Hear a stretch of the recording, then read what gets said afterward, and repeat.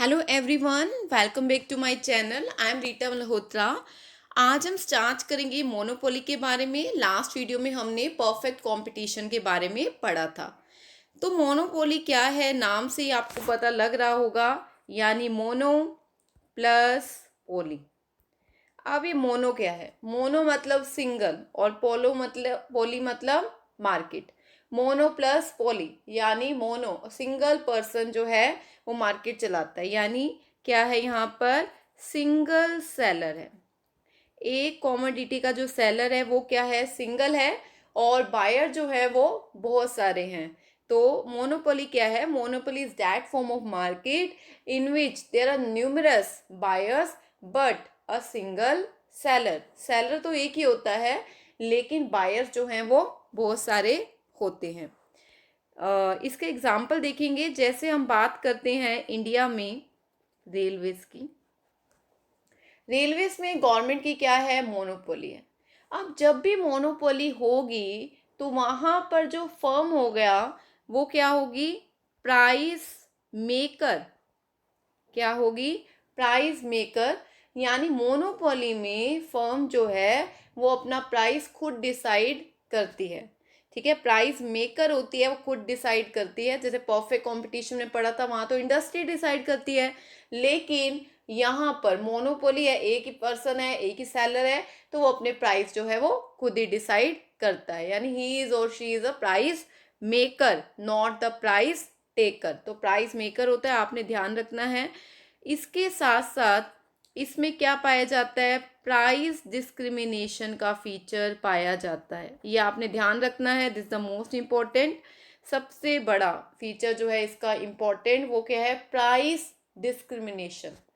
Price discrimination मतलब क्या है कि अलग अलग कस्टमर से अलग अलग प्राइस चार्ज करना।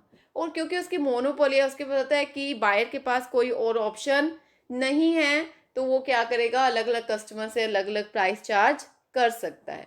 फॉर एग्जाम्पल हम रेलवेज की बात कर लेते हैं। अब रेलवेज में फर्स्ट क्लास टिकट भी आती है,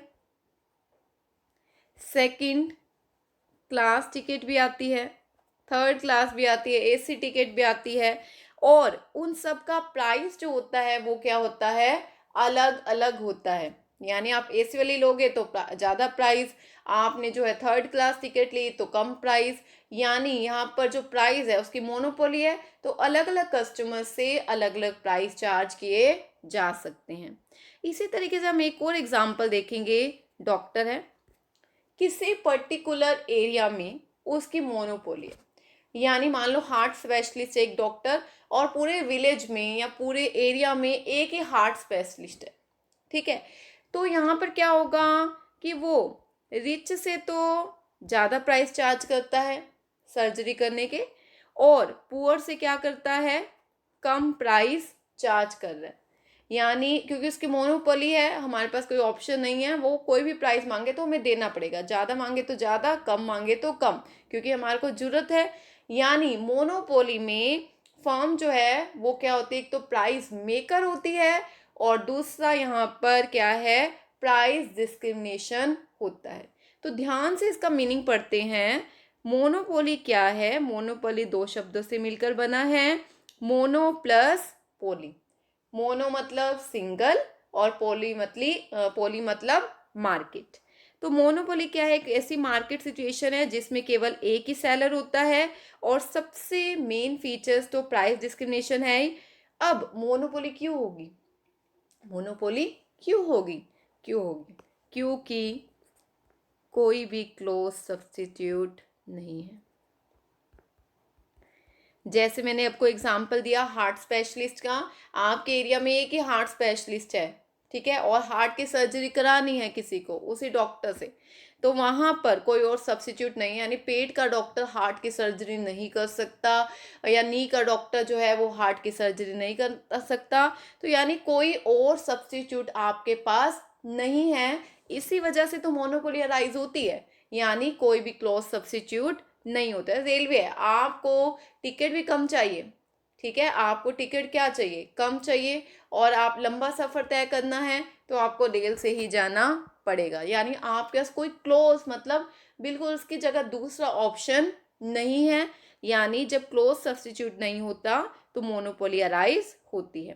तो इसके एग्जाम्पल देखिए हमने, जैसे रेलवे है, यहाँ पर रेलवे हो गया, या फिर इसके साथ साथ इलेक्ट्रिसिटी है, या फिर न्यूक्लियर पावर है, सारी टोटली गवर्नमेंट, ये ओवरऑल इंडिया की बात कर रहे हैं। इसी तरीके से पर्टिकुलर एरिया की बात करें तो हो सकता है किसी कॉमोडिटी का एक ही सेलर हो, तो आपको उसी से खरीदना पड़ता है, वो अपनी मन मर्जी का प्राइस चार्ज करता है। यानी प्राइस डिस्क्रिमिनेशन भी है और कोई भी क्लोज सब्स्टिट्यूट नहीं है, और he is the price maker. Remember that he is the price maker. तो ये मीनिंग पढ़ लिया हमने और इसके एग्जाम्पल्स भी देख लिए। अब आ जाते हैं इसके फीचर्स की तरफ। फीचर्स मीनिंग में ही क्लियर है, लेकिन फिर भी हम ध्यान से इसे पढ़ते हैं। फर्स्ट क्या है, one seller and large number of buyer. Seller तो एक ही होता है, ठीक है, सेलर क्या है, एक ही है, लेकिन बायर बहुत है। रेलवे पे सफ़र लोग बहुत करते हैं, भीड़ भरी होती है। आपने देखा ही आजकल लॉकडाउन में कितनी रश है लोगों का ट्रेन में जाने के लिए, क्योंकि ट्रेन के अलावा उनके पास कोई और सब्स्टिट्यूट नहीं है। यानी उस टिकट को लेने के लिए बहुत सारे हैं, लेकिन देने के लिए कौन है, सेलर कौन है, सिर्फ गवर्नमेंट है। यानी one seller and large number of buyers.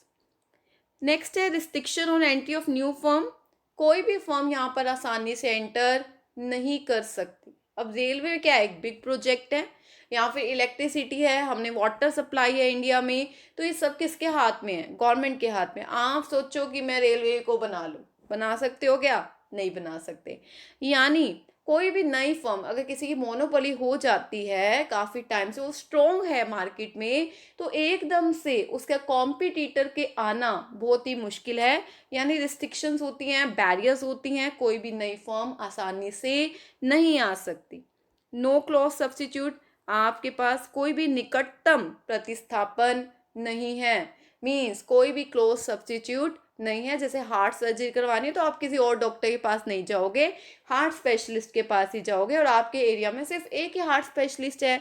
यानी कोई भी क्लोज सब्स्टिट्यूट इसमें नहीं है, तभी तो उसकी मोनोपोली है। अगर दूसरे उसका कोई और ऑप्शन हो तो मोनोपोली तो रहेगी नहीं। तो मोनोपोली तभी अराइज होती है जब कोई नई फर्म आसानी से नहीं आ सकती और कोई भी क्लोज सब्स्टिट्यूट मार्केट में अवेलेबल नहीं है।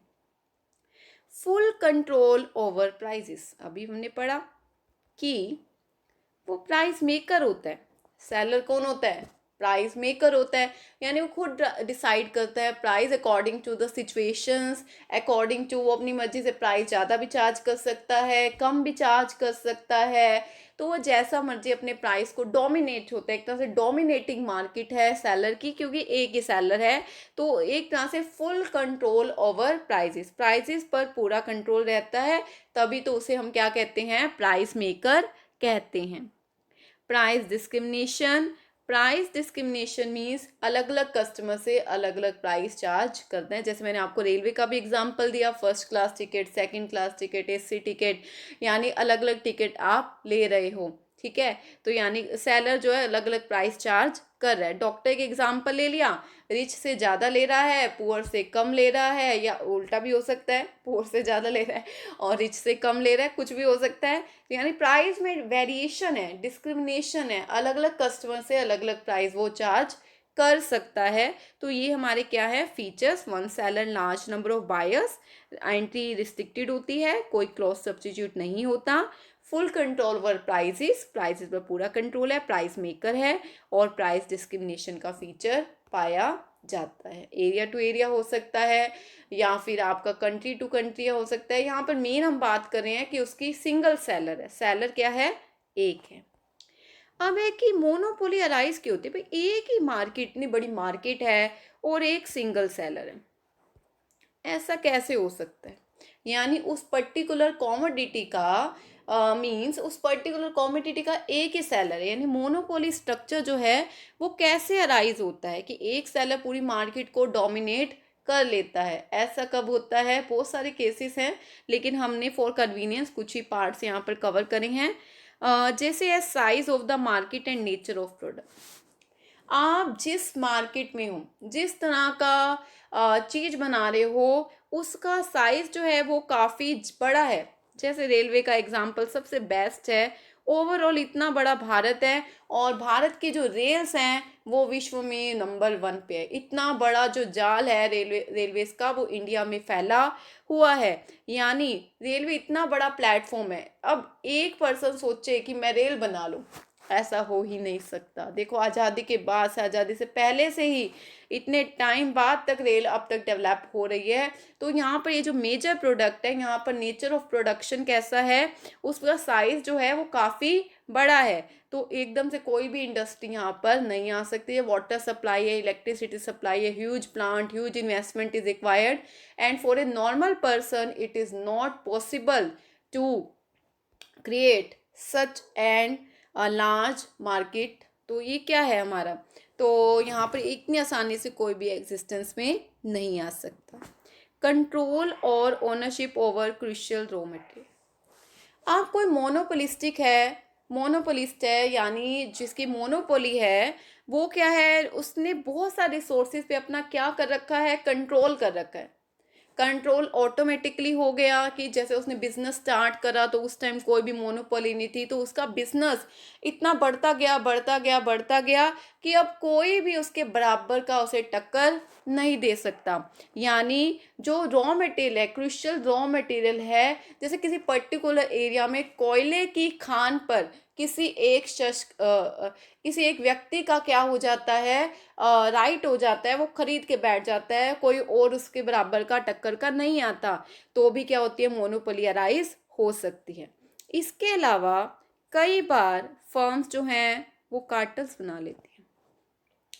कार्टल्स मीन्स क्या कि जैसे एक एग्जांपल देखते हैं। कार्टल्स जो हैं, जैसे मान लो पहले 3 फर्में थी मार्केट में, ए बी सी डी ले लेते हैं, ये सारे ओलिगोपोलिस्ट में थे। यानी ये अपना अलग से कंपटीशन कर रहा है, ये भी इंडिपेंडेंटली कंपटीशन कर रहे थे, ठीक है।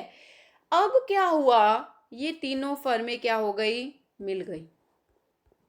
तीनों फर्में मिल गई, यानी तीनों चारों फर्में मिल गई, तो यानी अब क्या हो गया, मोनोपोली हो गई। अब एक फर्म जो है वो प्राइस डिसाइड कर रही है, तो एक तरीके से मोनोपोली स्ट्रक्चर अराइज हो गया कि कार्टेल बना लिया उन्होंने, ग्रुप बना लिया फर्म्स ने, जिससे कंपटीशन जो है वो क्या हो गया, खत्म हो गया और मोनोपोली अराइज हो गई। नेक्स्ट है गवर्नमेंट लाइसेंसिंग। अगर गवर्नमेंट ने किसी चीज को करने के लिए आपको लाइसेंस दिया है, लाइसेंस दिया है, जैसे अगर हम मेनली फार्मा की बात करें, फार्माक्यूटिकल्स कंपनीज, फार्माक्यूटिकल्स मतलब दवाइयों की कंपनी, कोई भी मेडिसिन जो है वो मार्केट में आती है तो उससे पहले उससे गवर्नमेंट की परमिशन लेनी पड़ती है, ठीक है। अगर गवर्नमेंट ने एक कंपनी को परमिशन दे दी और वही दवाई अब चलेगी, कोई और एंटर नहीं कर रही, यानी उसको गवर्नमेंट ने लाइसेंस दे दिया, तो यानी उस केस में उसकी क्या हो जाएगी, मोनोपोली हो जाएगी। क्या हो जाएगी, मोनोपोली हो जाएगी। जैसे एग्जांपल लेते हैं, अभी कोरोना चल रहा है, कोविड-19 चल रहा है, अभी आपको पता ही है, तो वहां पर अब कोई भी दवाई जो है अब कौन बनाता है, ठीक है।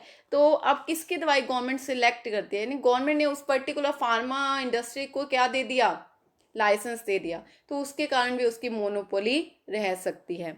यानी मतलब क्या है यहाँ पर, इस वजह से जैसे मार्केट का साइज बहुत बड़ा है, या पेटेंट राइट ले लिए, इसको भी पढ़ते हैं हम अच्छे से। कंट्रोल ओवर रॉ मटेरियल पे पूरा कंट्रोल है, कार्टेल बना लिया, यानी ग्रुप मिल गए और फर्म्स मिल गई हैं आपस में, और गवर्नमेंट ने लाइसेंस प्रोवाइड किया है। तो यहाँ पर एक पॉइंट है हमारा, पेटेंट राइट्स। पेटेंट राइट्स क्या होते हैं, गवर्नमेंट ने किसी काम को, जैसे मान लो कोई टेक्नोलॉजी आई है, कोई टेक्नोलॉजी आई है मार्केट में, अब उस टेक्नोलॉजी को गवर्नमेंट ने प्रोटेक्ट करने के लिए कि कोई और कंपनी से ना बनाए, मतलब जिस कंपनी ने बनाया उसने गवर्नमेंट से क्या ले लिए, पेटेंट राइट्स ले लिए, कि ऐसी टेक्नोलॉजी भाई हमने बनाई है, कोई और यूज़ क्यों करे। यानी टेक्नोलॉजी भी उसने क्या ले लिया, अपना पेटेंट राइट ले लिया। मीन्स उसे जब तक का उसने पेटेंट राइट लिया है, जैसे 5 साल के लिए लिया है उस कंपनी ने जिसने को टेक्नोलॉजी इनोवेशन क्रिएट किया है, तो 5 साल तक उसके नाम को, उस टेक्नोलॉजी को कोई भी यूज़ नहीं कर सकता। मीन्स ये टेक्नोलॉजी को 5 साल तक कोई भी यूज़ नहीं कर सकता, यानी 5 साल तक उसकी क्या रहेगी, मोनोपोली अराइज हो जाएगी। तो पेटेंट राइट की वजह से या फिर गवर्नमेंट लाइसेंस दे देती है, उस वजह से कार्टल्स की वजह से मोनोपोली स्ट्रक्चर अराइज होता है। Next is demand curve under monopoly. तो हमने पढ़ा था बच्चों कि प्राइस डिस्क्रिमिनेशन होता है, यानी एक सेलर जो है वो डिफरेंट कस्टमर से डिफरेंट प्राइस चार्ज कर सकता है। लेकिन फिर भी, ठीक है, फिर भी अगर वो कम रखता है प्राइस तो ही उसका ज़्यादा सेल होगा। यानी अगर प्राइस कम है तो ही उस पॉसिबिलिटी है कि ज़्यादा सेल होगा। जैसे एक पर्टिकुलर शॉप है, आपको पता है आपके नज़दीक एक ही शॉप है पूरे एरिया में, कस्टमर वहीं से लेगा। अब जो कस्टमर से पता है कि ये चीज़ बहुत महंगी दे रहा है, लेकिन फिर भी उसे खरीदनी तो पड़ेगी, लेकिन वो पहले से कोशिश करेगा कि पहले से क्या लेनी पड़े, उसे कम लेनी पड़े, ठीक है, क्योंकि प्राइस क्या है, काफ़ी ज़्यादा है। तो वैसे तो इस फॉर्म में मोनोपोली में सुपर नॉर्मल प्रॉफिट होते हैं लॉन्ग रन में, लेकिन शॉर्ट रन में जो है नॉर्मल प्रॉफिट भी हो सकते हैं, सुपर नॉर्मल भी हो सकते हैं और कई बार लॉसेस भी हो सकते हैं। लेकिन वो ज़्यादा कब सेल कर पाएगा, ज़्यादा उसे बेनिफिट कब होगा, जब वो प्राइस क्या रखेगा, कम रखेगा। मोनोपोली में प्रॉफिट तभी उसके इंक्रीज होंगे ज़्यादा अगर वो प्राइस को क्या रखेगा, कम रखेगा। एक एग्जांपल देखते हैं, जैसे ये एक्स है, ये ओ है, ये वाई है, कई बार हम कर भी चुके हैं, यहाँ क्वांटिटी आती है, यहाँ प्राइस आते हैं। ये ले लिया हमने इनिशियल प्राइस और ये हमारी इनिशियल क्वांटिटी है। अगर प्राइस कम करेगा मोनोपोली सेलर तो उसकी डिमांड जो है वो बढ़ जाएगी। यानी यहाँ पर भी डिमांड का भी अप्लाई हो रहा है, मीन्स कम प्राइस रखेगा तो सेलर का जो प्रॉफिट है वो इंक्रीज होंगे, डिमांड जो है वो इंक्रीज होगी। तो इनवर्स रिलेशन है, इसलिए कर्व जैसे बना डाउनवर्ड बना। अगर हम बात करें रिवेन्यू कर्व्स की, तो रिवेन्यू कर्व्स भी डाउनवर्ड ही होती हैं। पहले हमारा एमआर आएगा और फिर हमारा क्या आएगा, एआर मीन्स एवरेज रिवेन्यू और एमआर मीन्स मार्जिनल रिवेन्यू। तो ये था हमारा मोनोपोली का टॉपिक। आई होप आप स्टडी कर रहे होगे। Thank you very much for watching and keep sharing and subscribe my channel.